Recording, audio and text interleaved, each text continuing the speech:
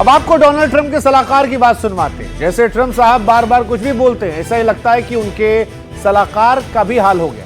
Peter Navarro उनका नाम है, कब क्या बोल जाएं किसी को पता नहीं।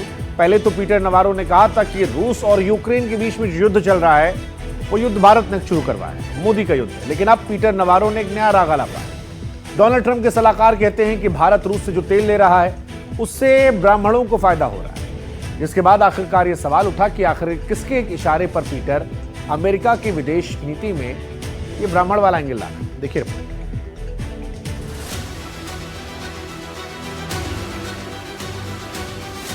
Brahmins profiteering. ट्रंप को टैरिफ में ब्राह्मण क्यों दिखता है?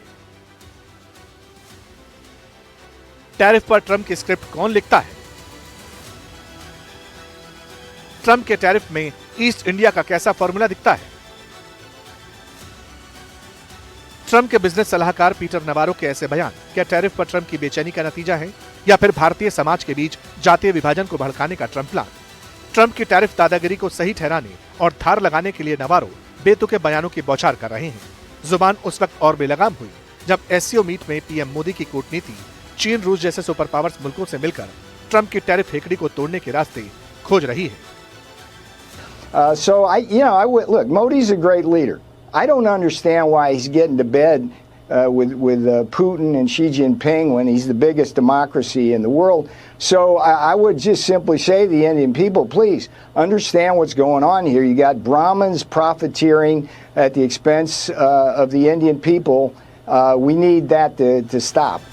निश्चित तौर पर पीटर नवारो की यह भाषा सिर्फ भारत के रूसी तेल खरीदने को लेकर नहीं है। इस बौखलाहट की वजह है एससीओ समिट, जिसके मंच पर जब चीन रूस और भारत के हाथ मिले तो रूसी तेल खरीदने को लेकर भारत पर 25% एक्स्ट्रा टैरिफ लगाने वाले अमेरिका का खेल धीरे धीरे समझ आने लगा। पहले ट्रंप ने आरोप लगाया था कि भारत कच्चा तेल खरीदकर रूस को यूक्रेन में जंग लड़ने के लिए फंड करता है।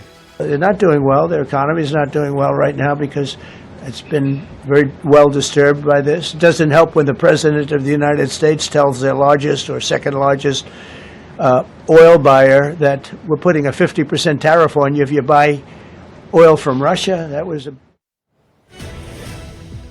हालांकि इस ब्राह्मण शब्द को लेकर एक और कहानी आ रही है। कहानी आ रही है कि ये कुछ अलग है। दरअसल अमेरिका का एक शहर है बोस्टन और इसी को लेकर एक शब्द गढ़ा गया, बोस्टन ब्राह्मण्स। इसका इस्तेमाल अमेरिका के बोस्टन शहर में रहने वाले धनी, शिक्षित और कुलीन परिवारों के लिए होता है।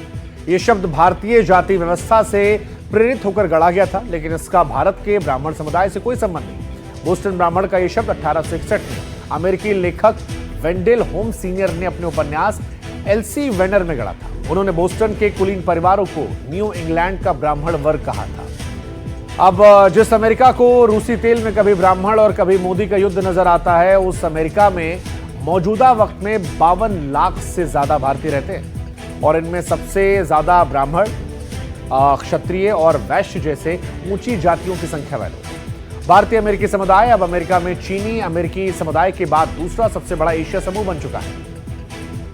तो कुल मिलाकर ये कि ये आरोप जो लगा रहे हैं वो किस पर लगा रहे हैं? क्या ये जातिगत एंगल को लेकर था या ये दूसरा वाला एंगल था? जो कुछ था, इतना जरूर है कि जो ट्रंप और उनके सलाहकार कह रहे थे कि हमें कोई फर्क नहीं पड़ता भारत रूस के साथ क्या करता है, अपनी डेड इकोनॉमी कैसे उठाता है, उसे फर्क पड़ रहा है और वो दिख रहा है।